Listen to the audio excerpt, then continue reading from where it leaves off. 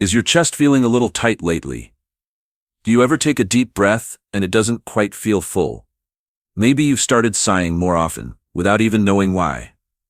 You sit down, you rest, but still feel slightly out of breath. Oh, that's not just tiredness, that's not just aging, that's a message. And sadly, most older adults ignore it completely. You're about to discover something very serious and very real. Because if you miss what your lungs are telling you, you could lose your energy, your mobility, and even your voice faster than you think. Let me show you the 5 most commonly missed signs that sneak in silently and destroy your breathing power from the inside out. Let's get into the first one. Sign number 1 is simple, but deadly. You've probably felt it and shrugged it off a dozen times. Here it is, you feel out of breath, even when you're just talking. Not running, not climbing, just sitting, talking. It happens when your diaphragm muscle starts weakening. It's no longer pushing your breath fully. The chest stiffens, your breath shortens, and that's when your heart rate starts rising for no reason. Oh. You feel it, but you say things like, it's probably just stress, or maybe I didn't sleep well. Nope, it's your lungs losing strength. Now here's a fact no one talks about. After age 60, you lose up to 20% of your lung elasticity, and if you don't train it, it keeps getting worse. Now take a second and ask yourself this. Have you found yourself avoiding long conversations lately? Do your words trail off at the end of sentences because you're saving breath? That's a red flag. It means you're adjusting to weak airflow instead of fixing it. Now let's talk about the second hidden sign. It hides inside your cough. What? Yep, inside your cough. And not the loud coughs we all notice. I'm talking about soft, muted, half coughs, the kind that never fully clear your throat. These are signals that your bronchial tubes are too weak to force out mucus properly. And when that mucus stays, it traps bacteria, it clogs airflow, and silently, over months, causes inflammation deep in your lungs. By the time you feel the damage, the problem is already severe. Ask yourself this. Have you noticed more phlegm lately? More frequent throat clearing? You're not sick, but something's lingering in there? It's not just dryness. It's not allergies. It's a slowdown in your natural lung defense system. Oh, and one more shocker, low oxygen levels in the body, caused by these blockages, lead to brain fog and poor memory. Yep, your lungs and your brain are in a quiet partnership. When one weakens, the other gets starved. Now here comes sign number 3, and this one is truly dangerous because it feels like nothing. Let me explain. Do you ever wake up and you feel almost rested, but you still yawn all day? Do your shoulders feel heavy, but not your arms? That's oxygen fatigue, a low-level silent kind that doesn't make you wheeze or gasp, but makes every cell in your body work harder to do basic tasks. Here's what's happening inside you. Your lungs are inflating, but not fully, just 60 or 70%. That means your oxygen intake is reduced, and your muscles don't get what they need. So your legs tire faster, your arms feel slightly sore after just cooking or holding groceries. And worst of all, you start avoiding movement. You walk slower. You start avoiding movement. You walk slower. You take more breaks, and your lungs, they shrink even more. Because lungs are muscles, and when unused, they deteriorate. Let's now look at sign number 4. Do you ever feel like your chest is floating when you lie down? Like you can't quite settle into sleep, as if your chest is rising too fast, too shallow. This is called flat back breathing. It's when your lung muscles can't regulate pressure well when you recline, and it leads to poor sleep quality, even if you're in bed for 8 hours. You wake up with dry mouth, or tight shoulders, or a little dizziness when you sit up. Yep, that's not just old bones or a stiff neck. That's poor air balance overnight. And long-term, this causes chronic fatigue and even hearing problems. Yes, hearing. Because oxygen drives pressure balance in your inner ear. So if your sleep lately feels just okay, but you still wake up drained, you're already in danger zone. And finally, the 5th sign, the most deceptive one of all, tired eyes. What? Yep, tired, watery, itchy eyes are often blamed on screens, or age, or allergies. But in many seniors, it's caused by dry airways. When your lung moisture declines, your nasal and sinus passages dry out, and that sends stress signals to the elacrimal gland, the one that regulates tears. That's why your eyes overcompensate. They burn, they water, And again, you don't even think of lungs. So if you've had more eye drops lately, if your eyes sting after light walks, this isn't just the wind, it's lung dehydration.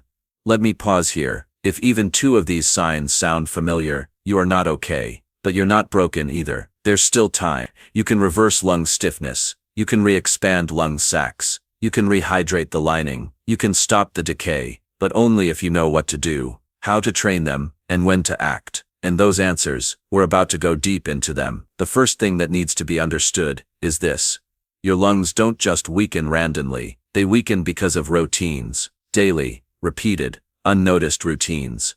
And changing them is not about going to a gym or doing anything crazy. It's about making precise, small decisions that fix the problem without stressing the rest of your body. Let's start with air quality. If you're spending your day indoors, with windows shut, ceiling fans spinning stale air, and the smell of cleaning spray still lingering from the morning wipe down, then you're living inside a box of slow decay. Yep, that's what it is. You need natural air, and you need it daily. No, just walking to the gate doesn't count. Your lungs crave oxygen-dense particles, and those are found in green areas. Even a small garden or neighborhood tree line can shift the oxygen ratio enough to reset inflammation cycles inside your airways. So the advice is simple. You must step out for at least 20 minutes during low traffic hours, where plants are present and you can breathe without filters. That action alone starts reversing one of the biggest damage factors to your lungs. Now let's look at one of the strangest enemies of strong breathing, sitting. What? Sitting? Yes, because when you sit for too long, especially in soft chairs or on beds, your posture droops, your ribs close, and the diaphragm starts to compress. Your lungs are getting less space to expand. And this causes shallow breathing syndrome, the silent reduction of lung capacity due to mechanical restriction. It leads to fatigue, stiffness, and eventually the inability to handle simple things like stairs or showers. So here's what needs to change. Every 45 minutes, stand. Just stand, even for 2 minutes. Stretch your arms over your head, tilt your chest back, take 4 full deep breaths through your nose, out through your mouth. That's it. Those few breaths reactivate the lung tissue. It tells your nervous system that breathing space is open and safe again. Now we go into something people overlook every day: food. Oh, you didn't expect that, did you? What you eat directly controls mucus thickness, airway sensitivity, and even lung fuel. Let's break it down. If you're eating bread at breakfast, rice at lunch, noodles at dinner, you are inflaming your lungs with every bite. Carbohydrates convert into sugar, and sugar is the single fastest way to reduce immune response in lung tissue. Instead, you need foods that feed the lungs. What are those? Let me show you. Leafy greens, like spinach and kale, contain chlorophyll, which binds toxins and clears up mucus layers. Fatty fish, like salmon or sardines, give you omega-3 fatty acids, which reduce airway swelling and boost lung fluidity. Turmeric, especially when taken with black pepper, acts as a natural bronchodilator. It makes breathing smoother and easier, even under strain. And then there's ginger. Not ginger tea from the store, real ginger. Crushed or grated, it works directly on the bronchial walls, helping them expand. Now the numbers matter too. You need at least 80 grams of clean protein a day if you're over 65. Why? Because the repair process inside the lung membranes runs on protein. No protein, no recovery. Calcium matters too, at least 1,000 milligrams daily. Why? Because calcium doesn't just help bones, it stabilizes the signals your brain sends to control your breathing muscles. Without it, you breathe irregularly, without even realizing. And don't forget magnesium. A lack of it causes spasms in your airway muscles. If you're over 60, aim for 350 milligrams per day, preferably from magnesium glycinate, because it absorbs well without upsetting the stomach. Now let's move to the next mistake most elders make: breathing through the mouth. Oh, you didn't even think it was a big deal, right? But breathing through the mouth dries out the airway lining. That lining is your first defense against airborne particles. When it dries out, particles get deeper into your lungs, inflammation builds, sensitivity increases, your lungs panic, and over time get weaker. Solution: practice nasal breathing during the day. Start consciously doing it for 5 minutes per hour. It filters air, warms it, and preps it before it hits your delicate lung sacs. Now what about sleep? Because if you're doing everything right during the day but your lungs collapse during sleep, the damage continues. When you sleep on your back with your head high, your throat collapses slightly. That reduces airflow and puts pressure on the chest cavity. Instead, sleep on your left side. It opens the airway better. It helps your heart and lungs align. Use one firm pillow, not soft, and make sure the room is not dry. A small bowl of water in the room can increase humidity just enough to prevent throat dryness. Here's another secret: humming. Yes, humming. Humming for 5 minutes a day vibrates the sinuses and stimulates nitric oxide production in the nasal cavity. That gas helps keep your airways open and infection-free. So, when you feel tightness, hum. When you feel mucus, hum. When your chest feels heavy, get up and hum. It's simple, harmless, and effective. Let's close today's breath session with a focus on movement. You don't need treadmills, you don't need weights, but you do need mobility. Simple movements like shoulder rolls, chest openers, or slow arm swings create space in the rib cage. Do them 3-5 times a day, especially when sitting too long. Add in 5 minutes of brisk walking if your knees allow. If they don't, do seated marching. Yes, just lifting your legs up while seated. It drives the same cardiovascular rhythm, and your lungs learn to adjust under mild demand. That's how conditioning starts. All of this is connected. And when you follow it, when you stay consistent with even just 4-5 of these changes, you feel it. Your breath deepens, your chest lightens, your energy returns, and your days feel longer again. There's one final layer to all of this, one that controls nearly every lung function from behind the scenes. It's your nervous system.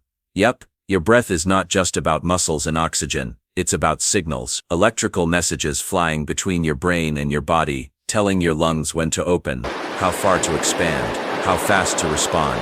And when these signals get stuck, you feel off. Not in pain, not in danger, but like you're never fully calm. Your breaths feel just a bit shallow, your body a little uneasy, your mood a bit low. Here's where most people go wrong. They try to fix their lungs without fixing their nervous state. If you are stressed, your lungs won't expand. If you're overstimulated, your breath will be short and fast. If you're too sedentary, your nervous control over breath fades slowly. This is why elders who appear relaxed often live longer, not just because they rest, but because their breath remains in rhythm. Now let's get serious about rebalancing that control. First, let's talk about breath timing. The best breathing pattern for lung health is called box breathing. Inhale for 4 seconds, hold for 4 seconds, exhale for 4 seconds, hold again for 4. This creates equal pressure on all sides of the lung walls. It's like giving your lungs a stretch while keeping them safe. Just 5 minutes of this every morning improves lung volume, blood oxygen level, and even sharpens mental focus. And here's what's incredible. Elders who do this consistently for 30 days see lower blood pressure, improved sleep patterns, and less daytime fatigue. That's not marketing, that's physiology. Now I want to highlight another major obstacle: sugar. What? You already know it causes weight gain, right? But did you know sugar directly reduces your lungs' ability to fight bacteria? Yes. Just 20 grams of added sugar lowers white blood cell response inside your lungs for up to 6 hours. That means if you drink sweet tea at 9 a.m., you're open to invisible lung stress until 3 p.m. This is why you may be coughing more, why your throat feels sticky, why you clear your throat 4-5 times after eating a sweet meal. Oh, it's all connected. Remove sugar. Replace it with raw honey or cinnamon-infused warm water. Not juices, not soda, not flavored milks, just clean supporting choices. Now your body type matters too. If you're a lean elder, you must focus on stability. Your lung wall tends to collapse inward faster due to less external muscle support. You need resistance exercises, light dumbbell chest presses, wall push-ups, and deep yoga stretches to keep your chest open. If you're heavier, your main enemy is compression. Fat tissues around the belly and chest restrict airflow. But you don't need to lose 30 pounds overnight. Instead, do this. Stand every hour. March in place for 2 minutes and stretch your arms wide. Just doing this 6 times a day gives your lungs more freedom to move right away. Now for something almost nobody talks about: hydration. Are you drinking enough water? Are you drinking it correctly? Because here's the thing, your lungs are like sponges. They hold a small amount of water to stay flexible. When you're dehydrated, that layer dries up, and dry lungs are harder to expand. If you're over 60, you need at least 2 liters a day spread evenly, not chugging all at once. Start with 1 glass when you wake up, 1 more mid-morning, 1 with lunch, 1 in the afternoon, and a final half glass 1 hour before bed. Also, add a pinch of sea salt or electrolytes to 1 glass per day. It improves absorption. Yep, your lungs absorb through blood, not stomach. and salt helps the blood pull water where it's needed. Oh, and please, if you're drinking cold water with ice in the morning, stop. That shocks your airways. Instead, drink room temperature or lightly warm water to help your chest open. Let's now touch one of the most overlooked tools in breathing, voice. When was the last time you spoke loudly for more than 2 minutes, or even read out loud? Your vocal cords are part of your airway fitness, and when you use your voice, you automatically expand your lungs, stretch your ribs, and regulate your breath. Try this daily. Read a paragraph of anything out loud, at a medium pace, in a steady tone, just 5 minutes. It trains not just breath, but speech control, memory retention, and even throat health. People who use their voice live more resilient lives, because lungs that express stay alive longer. Now, let's tie it all together. By now you've learned that your lungs are not isolated bags of air. They are living, listening organs, connected to your routine, your stress, your diet, and your mindset. And still, there's one more layer, a layer that's holding back most seniors from taking action. You think change will be hard, you think breath training will be another chore, that opening your lungs means going to hospitals or buying expensive machines. Nope, there are simple, daily things that feel good, take less than 10 minutes, and actually reverse the damage. So if you're still hesitating, ask yourself this. Would you rather wake up tired every day and decline slowly, or breathe full again, laugh loud again, walk free again? What if you could do all that from your chair, in your room, with just the right knowledge? Now listen, there's one method that brings all of this together. One approach that trains your lungs, calms your nerves, strengthens your breath, and does it without pills, pressure, or noise. It's natural, gentle, effective. You may have seen it before, but you probably didn't know how serious it was. It's not a pill, it's not a device you strap on, it's a palm-sized method that fits in your pocket, that older people trust, that's backed by thousands of happy lungs, already breathing better. And no, this isn't hype, this is support. Because if you're tired of feeling short-breathed, tense, half-awake, or weaker than you know you should be, then this might be your best chance to undo it all. So take your moment, because this time, help isn't miles away, it's right here.